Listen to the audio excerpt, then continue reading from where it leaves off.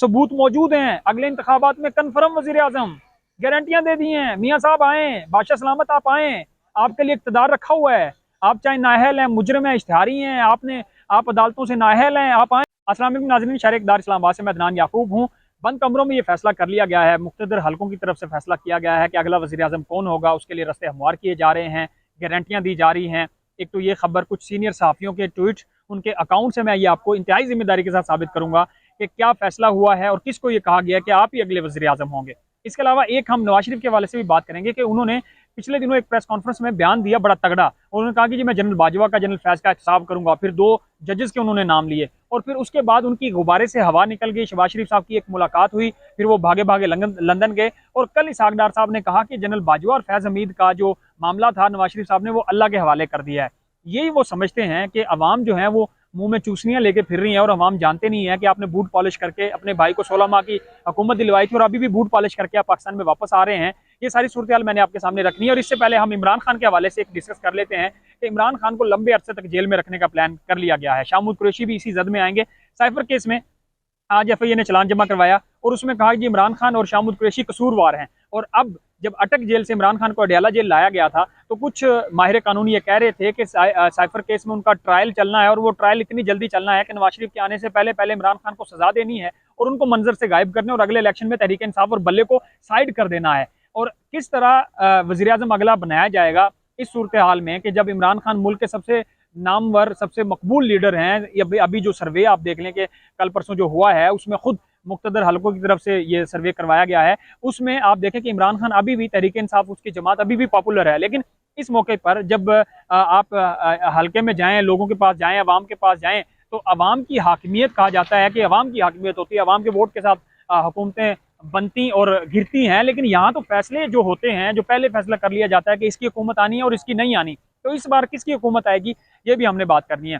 पहले इमरान खान के हवाले से मैं आपको बता दूं कि अभी ये ट्रायल शुरू हो जाएगा और इस ट्रायल के बाद इमरान खान को सजा सुना दी जाएगी और उसके बाद क्या होगा। नवाज शरीफ साहब के हवाले से मैं आपको इंतहाई जिम्मेदारी के साथ कुछ एंकर्स की, कुछ सहाफ़ियों की, उनके प्रोग्राम्स के कुछ रेफरेंस मैं आपके साथ शेयर करूंगा और फिर आपने फैसला करना है कि किस तरह मुमकिन होगा कि अगले वज़ीर आज़म नवाज शरीफ साहब होंगे। पहले तो मैं आपको बता दूं कि कामरान यूसुफ साहब हैं, एक्सप्रेस पे प्रोग्राम करते हैं, सीनियर सहाफ़ी हैं, तजियाकार हैं, एस्टेब्लिशमेंट के इंतहाई करीब समझे जाते हैं। वो ये कहते हैं कि मेरी एक बिजनेसमैन से मुलाकात हुई, मैं उनके वीलॉग का स्क्रीनशॉट भी आपके साथ शेयर कर रहा हूँ। वो कहते हैं मेरे एक बिजनेसमैन से मुलाकात हुई, वो बिजनेसमैन मुझे कहता है कि मुख्तदर हलकों ने यह फैसला कर लिया है कि नवाज शरीफ ही अगले पाकिस्तान के वज़ीर आज़म होंगे और उनके लिए उनके साथ ज्यादती हुई है, उनको गारंटी दी गई है। अब मुख्तदर हलकों के लिए एक परेशानी ये होगी कि किस तरह वो पंजाब में और पूरे पाकिस्तान में, जहाँ नवाज शरीफ का नाम सुन के लोग गालियाँ निकालते हैं, नवाज शरीफ की पॉपुलैरिटी ना होने के बराबर है, परवेज़ लाई और शाहमूद कुरैशी नवाज शरीफ से ज़्यादा पॉपुलर हैं, तो इस मौके पे नवाज शरीफ साहब के रास्ते कैसे साफ किए जाएंगे, कैसे नवाज शरीफ साहब एक मफरूर इश्तिहारी जो मुजरिम हैं उनकी सजाएं माफ़ करवाई जाएंगी, कैसे नवाज शरीफ साहब की ज़मानत करवाई जाएगी, कैसे नवाज शरीफ साहब को नाअहल जो हैं इस वक्त उनकी अहलियत की जाएगी, कैसे नवाज शरीफ साहब को इलेक्शन लड़वाया जाएगा, कैसे इस जमात को जितवाया जाएगा। ये सबसे बड़ा टफ टाइम होगा, टारगेट होगा और सबसे बड़ा ये एक चैलेंज होगा। लेकिन अभी ये जो फैसला किया गया है इसमें कामरान यूसुफ साहब कहते हैं कि वो जो मैंने उनसे पूछा, जो बिजनेसमैन थे, कि ये कैसे करेंगे इस हालात में, कैसे नवाज शरीफ साहब वज़ीर आज़म बन सकते हैं। तो उन्होंने कहा कि जी अब ये सोचा जा रहा है कि नवाज शरीफ साहब ही, क्योंकि वो पहले तजर्बाकार रहे हैं, पहले हुकूमत कर चुके हैं, दूसरे मुल्कों के साथ वो बेहतर तरीके से डील कर सकते हैं सूरत हाल में। ये कामरान यूसुफ साहब अपने व्लॉग में बता रहे हैं। रऊफ क्लासरा साहब है, सीनियर साफ़ी हैं, उन्होंने एक व्लॉग किया था, उसका हवाला भी मैं आपको देता हूँ। वो कहते हैं कि जी ये कुछ दिन पहले का उनका ये व्लॉग था। वो कहते हैं DJSI को तोसीह मिल गई है और अब इमरान खान के लिए बुरी खबर है। और वो इसमें बताते हैं कि नवाज शरीफ साहब के हवाले से वो बड़ा अहम इंकशाफ करते हैं। वो कहते हैं कि शरीफ खानदान जो हैं वो कोशिश करते हैं कि हर जगह अपना बंदा लेके आएँ, इनका चीफ अपना होना चाहिए, इनके जज अपने हों, इनको जमानतें भी दे दें, इनके फैसले भी मान लें और इनके ऊपर भी एस्टेब्लिशमेंट में भी इनके अपने लोग बैठे हों। माजी में आप देखें कि नवाज शरीफ साहब ने जितने भी आर्मी चीफ के साथ काम किया है उनकी किसी के साथ नहीं बनी। उन्होंने हमेशा एस्टेब्लिशमेंट के खिलाफ वो गए हैं और हमेशा वो एस्टेब्लिशमेंट की तौक़ात पे कभी पूरा नहीं उतरे। परवेज़ मुशर्रफ साहब को ये खुद लेके आए थे, राहील शरीफ साहब को ये खुद लेके आए थे। इसके अलावा माजी में आप जितने भी देखें कि जब भी इनकी तख्ता उल्टा गया है, जब भी इनकी हुकूमत को घर भेजा गया है, सिर्फ इनके एस्टेब्लिशमेंट के साथ जो ताल्लुकात थे, जो इन्होंने कभी भी सही नहीं रखे, उस बिना पर इनको घर भेजा गया है। और अभी भी नवाज शरीफ साहब बूट पॉलिश करके वापस इक़्तिदार में आना चाहते हैं। वोट दो को इज्जत दो का जो बयानिया इन्होंने बनाया था वो ज़मीन बोस हो गया। इन्होंने पहले गुजरात में और पता नहीं कहाँ कहाँ वीडियो लिंक से तकरीरें की कमर जावेद बाजवा के खिलाफ, फैज़ हमीद के खिलाफ। और अभी जब 21 अक्टूबर को इन्होंने ऐलान किया कि इन्होंने पाकिस्तान वापस आना है, इससे पहले इन्होंने एक प्रेस कॉन्फ्रेंस की, उसका स्क्रीनशॉट मैं आपको दिखा देता हूँ। जो लंदन में बैठ के इन्होंने कहा कि जी मैं पाकिस्तान जाऊँगा और कमर जावेद बाजवा का और फैज़ हमीद का और 2 जजों का, साकिब निसार का और पता नहीं किसका किसका जो हाजिर सर जस्टिस एजाजुल हसन, उनका, वो कहते हैं जी मैं एहतसाब करूँगा। जब उन्होंने ये प्रेस कॉन्फ्रेंस की और उसके बाद शहबाज शरीफ साहब को एकदम पीछे से जोर आया और वो भागे गए। एक मुलाकात हुई जिसका अजमल जामी साहब सीनियर साफ़ी हैं, वो भी कहते हैं, कन्फर्म करते हैं कि गुजरांवाला के एक फार्म हाउस में ये मुलाकात हुई और उसके बाद वो भागे भागे लंदन गए और उन्होंने पैगाम दिया कि नवाज शरीफ साहब ये जो बयानियां आप बना रहे हैं एस्टेब्लिशमेंट को काबिल कबूल नहीं है।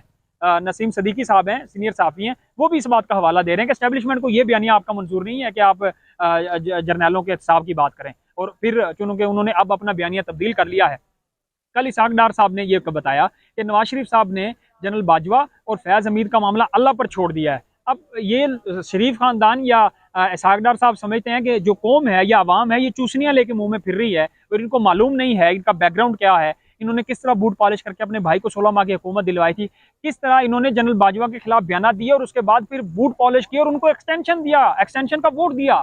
फिर खुद ख्वाजा आसिफ साहब ने मांगा कि हेल्प लिए हुए कि हमने जनरल बाजवा को एक्सटेंशन का वोट देना है।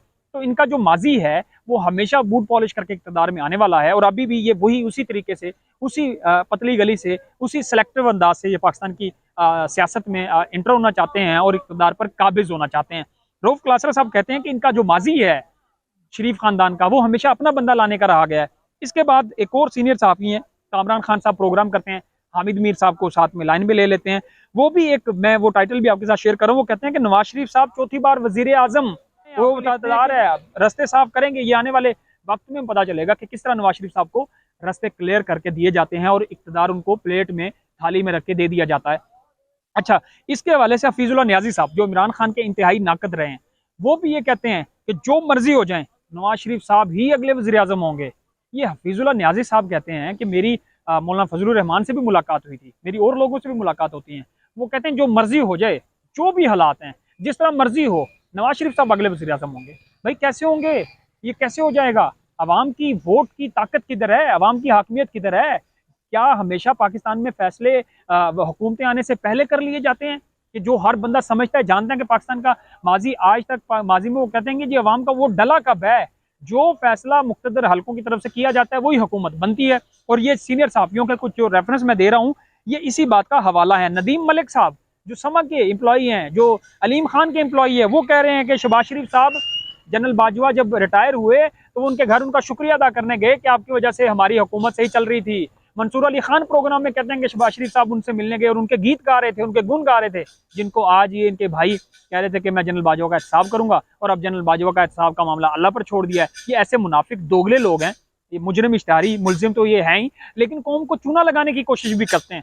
अच्छा, एक और साफ़ी हैं जनाब, उनका उमर चीमा साहब, वो कहते उमर चीमा साहब कहते हैं, इनाम जो हमारे उमर इनाम एक साफ़ी थे वो यहाँ से चले गए हैं, वो ये ट्वीट करते हैं, वो कहते हैं कि अब ये फैसला हो गया है कि नवाज शरीफ साहब ही अगले वज़ीर आज़म होंगे और एस्टैब्लिशमेंट ये सोचती है या मुक़्तदर हल्के ये सोचते हैं कि नवाज शरीफ साहब के साथ 2017 के बाद 18 में ज़्यादती हुई है, तो लिहाजा उनकी ज़्यादती को दूर किया जाएगा और उनको अब इक़्तिदार दे दिया जाएगा। हसन निसार साहब सिद्दीक जान के ट्वीट में वो बताते हैं कि जनरल जब नवाज शरीफ साहब ने यह बयानिया बनाया कि वो जनरल बाजवा और फैज़ हमीद का एहतसाब करेंगे, कुछ जजेस का एहतसाब करेंगे, तो उन्होंने कहा कि जो बंदा जर्नैलों के एहतसाब की बात कर रहा है वो खुद डिक्टेटर की सियासी औलाद है। नवाज शरीफ साहब खुद डिक्टेटरों के हाथों 1980 में आप देखें कि ज़ियाउल हक की गोद में पैदा होकर इन्होंने सियासत सीखी और ये कहते हैं कि हम एहतसाब करेंगे, जो हमेशा बूट पॉलिश करके इक़्तिदार में आते हैं।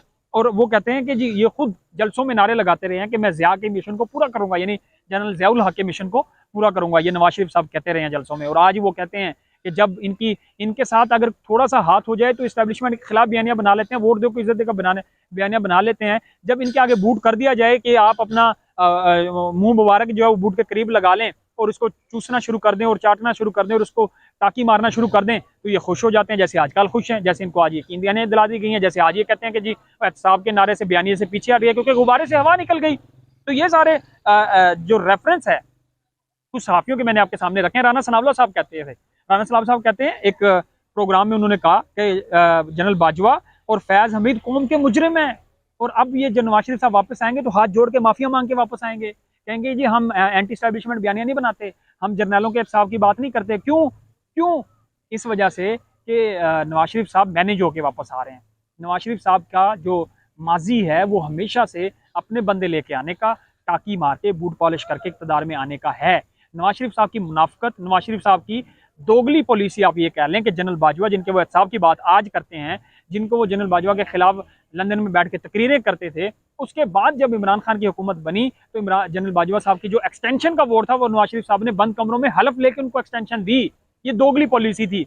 और जनरल बाजवा साहब ने, ख्वाजा आसिफ साहब कहते हैं, हमें यकीन दहानी कराई कि आप पहले हमसे पंजाब की हुकूमत ले लो। जब इमरान खान 2019 में वज़ीर आज़म था, अभी 1 साल की हुकूमत नहीं गुजरी थी, तो जनरल बाजवा साहब कहते हैं उनको कि आप पंजाब की हुकूमत हमसे पहले ले ले, बाद में हम आपकी वफाक की हुकूमत दे देंगे। ये ख्वाजा आसिफ साहब कहते हैं फिर आखिरकार जब तंग हो गए वो 2022 में इमरान खान से, फिर उन्होंने हमें इक़्तिदार दे दिया और हमें उन्होंने खुद उनकी इस्टेब्लिशमेंट की मदद से ये इक़्तिदार में और 16 माह की बदतरीन हुकूमत की, मुल्क के ऊपर जिस तरह मुसल्लत हुए, जिस तरह महंगाई का तूफान आया, जिस तरह गरीब आदमी का जीना इन्होंने बहाल कर दिया। आप लोगों के पास जाएं, लोग इनको गालियां निकालते हैं, जूते मारते हैं, लेकिन अवाम की हाकिमियत और अवाम के वोट की ताकत तो है ही नहीं पाकिस्तान में। आइन और जमहूरियत तो है ही नहीं। यहाँ किसकी हुकूमत आनी है और किसकी नहीं आनी, ये फैसला कहीं और से होता है। तो ये सारी सूरत हाल मैंने आपके सामने रखनी थी। और अब मैं आपको आज बता दूं कि इमरान खान साहब को साइड लाइन किए जाने की कोशिश की जा रही है, जो कि अभी तक वो नहीं हो रहे। जेल में बैठ के वो अभी भी टफ टाइम दे रहे हैं, इंतहाई मुश्किलात का बायस बने हुए हैं फैसला साजों के लिए।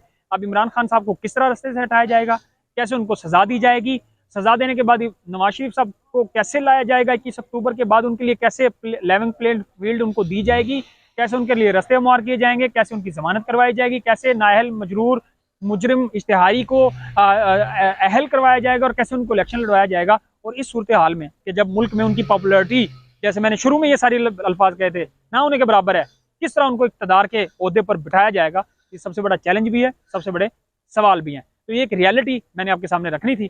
कोशिश करें कि लोगों तक इसको पहुंचाएं और एक बात माइंडसेट बना लें कि पाकिस्तान में अगली हुकूमत किसकी होगी। ये फैसले आज के व्लॉग में मैंने आपको बता दिए हैं। अपना ख्याल रखें। अल्लाह हाफ़िज़।